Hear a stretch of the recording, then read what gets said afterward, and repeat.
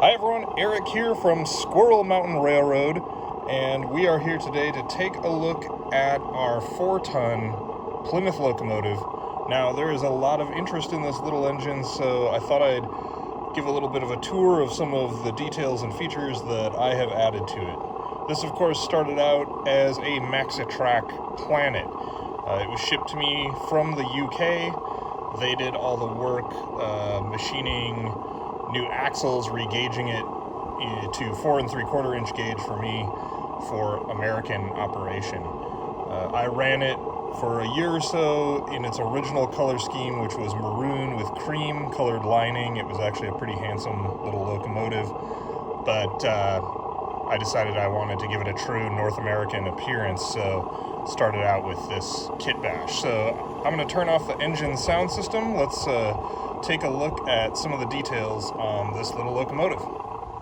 This is a pretty extensive kit bash, though most of the original Maxitrack parts are still on the locomotive, though some have been modified. So let's take a look at the radiator.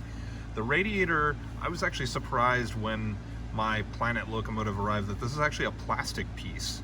So it's actually a big, thick, solid piece of plastic, or maybe a resin casting. So I was a little surprised by that, but it actually made it pretty easy to modify. You have some new lettering that I added. I removed the original Planet nameplate and added this Plymouth logo. Now, on Plymouth locomotives, the lettering was cast right into the radiator top. They had these Modine style modular radiators that have these really interesting cap details. I'll talk about that in a second, but the lettering itself was laser cut, and then I made a locating template that allowed me to glue the lettering in place in the proper location. But the Plymouth logo kind of arcs up and matches the contour of the top of the radiator, and I was able to reference a real Plymouth locomotive. It was an 8-ton model that had its original gasoline engine built in the 30s, a pretty old example of a Plymouth gas mechanical, so I was able to use that as reference and really make that accurate in that representation. So there's those Modine style radiator caps. These are laser cut pieces as well with brass screws, and they're, add a nice detail. These modular radiators had sort of replaceable cells in the radiator that were bolted to cast tops and bottoms, and those details are also rendered down here at the bottom, as well as a little tunnel through the bottom of the radiator with this crank starter shaft.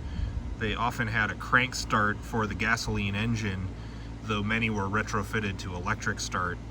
A lot of engine modifications are pretty common on these as they ran through their service life. So that's kind of a reflection of kind of the earlier style with a crank starter. The radiator guard is a high pressure water jet cut aluminum piece, a really nice piece that I designed, and so that was cut in aluminum, bolted on, really rugged, has a nice feel to it. So that's that. It has a headlight light mount integrated into it. There's air brake piping on this, which is pretty unusual for a small industrial 2-foot gauge locomotive, but I really wanted to add some of the details that could be seen on Westside Lumber's 8-ton Plymouth. They outfitted it with air brake rigging. They also had an external mounted air compressor. I'm actually working on a 3D printed air compressor detail. It'll be a compound, sort of vintage style air compressor mounted on the exterior to add some interest and some detail there. I added safety chain tie downs, and on this one I have a little scale shackle. Over here, air brake piping, which is all done in 1/4 inch brass scale model pipe, runs around to the original Maxitrack air tank. Details added are these machined brass drain plugs, whistle and pop valve. Then we have our vintage Delco starter battery on its custom-made battery tray, and it's a 1/5 scale model of a 6-volt Delco with all the terminal clamps, everything rendered on the starter battery. This tray is magnetically attached, so nice detail, doesn't rattle, stays in place. A lot of this is all steel and aluminum. The battery is actually made out of plastic. And down here, this angled hood cover. Usually on Plymouth locomotives, these ran the full length of the hood, though because these locomotives got modified so frequently in their service lives, those angled covers were often removed. And in fact, the whole engine side covers were often removed, leaving just the engine exposed. I added these louvered door panels. Now, to be more accurate, Plymouth locomotives usually had vertical louvers, but I thought I'd take some artistic license, kind of give it my own character, so I have these vertical door panels with these horizontal louvers. And stanchions, grab rails. Up here on the top, there's a nice bell. I'll talk about that a little bit later. Muffler and exhaust pipe. This is actually all metal. Made these little saddle brackets. It's an aluminum turning for the muffler, copper pipes for the exhaust pipes. I beefed those up quite a bit in size because the original MaxTrack muffler and exhaust pipe were a little small for this Plymouth, so I made them bigger, more bulkier, and a nice little brass rain flap that I fabricated, tractor style rain flap. These are sander hatches. Plymouth locomotives had these sanders close to the hood, and I made them operable. There's actually sand inside. It's a little trick because there's just a shallow plastic box on the inside of the hood, and I glued the sand in place. But they both open, operating sander hatches. Now let's go down to the chassis. I added these chassis fillers to make the frame look a little more continuous. I thought it would be a fun detail to have this punched, perforated metal step plate in here though, and created this into almost kind of a tool tray with a lip. But it was also a critical mounting point, actually. You see some bolt heads in here for these arch bar structures that I added to the frame, which really gives it that American Plymouth look. Added these pedestal brackets to the pedestal journals, the axle journals, and frame filler back here with rivet detail to help create this arch bar, which is all constructed out of metal. Also added some dummy springing into the axle boxes as well to give it that good character. Of course, the actual MaxTrack Planet chassis is a fully sprung chassis, but the springing is all done up underneath the frame, so this is just decorative details. And then there's our Leslie Salt logo. Now, this locomotive build was inspired by this pretty extensive narrow gauge industrial operation here in the San Francisco Bay Area. They actually ran over 100 miles of 2-foot gauge track to harvest salt from the San Francisco Bay using a little industrial railroad, so this really reflects some local history. Let's move around, take a look at the cab interior next.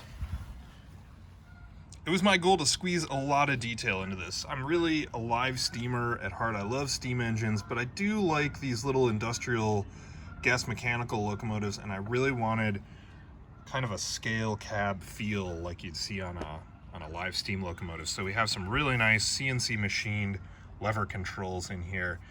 The brake, the reverser.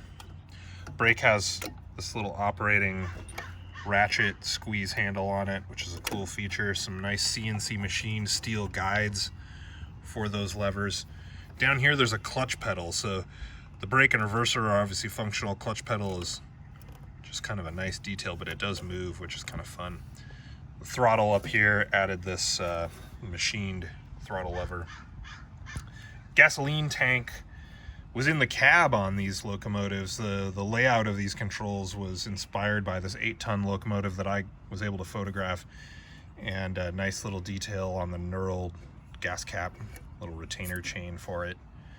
Here's our sander lever, and sander lever again is just a fun detail. On this instrument cluster here, a friend of mine is working on an actual scale amp meter and voltmeter that'll go into that, so that'll be a really fun detail. Transmission cover is all made out of metal and aluminum tread plate on the foot plate there, as well as switches for headlamp and the horn and sound system over here, and bell cord on the inside to ring the bell. Also trimmed out the windows in walnut, so these are walnut. The interior colors, this kind of industrial light green, is actually a military green color. It gives it a nice industrial flavor. So there is the cab interior, some mixture of functional controls as well as some decorative stuff. Now let's take a look at that battery and sound system. So the AGM battery that I ended up using actually didn't occupy the entire battery tray. And that's been fine for my home railroad. So in here we have our speaker box. This is actually the speaker box for the sound system. And there is a sound chip from ITT, Innovative Train Technologies, inside here. It's super simple. It's actually not even coupled to the throttle. It does operate off the locomotive battery. So it works on 12 volt DC, and it just gives a nice sort of diesel idle sound. The funny thing is, this is really a model of a gasoline mechanical locomotive, but this sound chip had a nice kind of rough rattly sound that I liked, so that's that. So the speaker just aims towards the front of the radiator. There's a little grill on the front, and that's it. There's a little, you can put a screwdriver in here to actually adjust the volume. I usually keep it fairly low so it's not too irritating, and generally when you're actually operating, it kind of gets drowned out by track noise anyway, so when you come to a stop, you kind of have that idle sound, but it's not loud and distracting.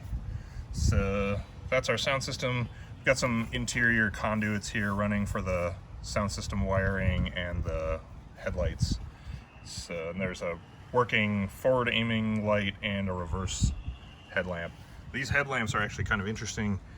They were made out of a meatball mold kitchen tool, and then a machined aluminum bezel that has a nice polish on it. Kind of gives it like a vintage tractor lamp look. And the lens is actually a watch crystal, so it actually has a little bit of dome to it, which is really nice. I mean, it really looks good, and it's real glass in that lens, so it's a nice feature. This little gooseneck conduit came from sort of a small LED flashlight that had a positionable lamp on it, and so it makes a nice piece of armored conduit. Now, I already mentioned this bell casting. It's a nice piece. This is actually an 1.5" scale or a 1/8 scale bell that I got. It's a nice steam locomotive style bell. A lot of these early Plymouth locomotives, since they were generally made sort of in the steam era anyway, often had some fittings and features that resembled steam locomotives, so it's definitely not out of character to be on here. And I did hook it up with a nice piece of plastic jacketed actual wound wire rope, and the bell cord is accessible from inside the cab, so you can ring the bell, sound your warning as you're coming out of the station. So there you have it. I'm gonna kick on the sound system one more time. Thanks for joining us. This is the 4-ton Plymouth in 1/5 scale. It's a kit batch of a Max-A-Track Planet. So thanks for visiting Squirrel Mountain and taking a look at our little locomotive here. Please like, subscribe, check out more videos, more of our online content, and we'll see you again soon. Take care. Bye.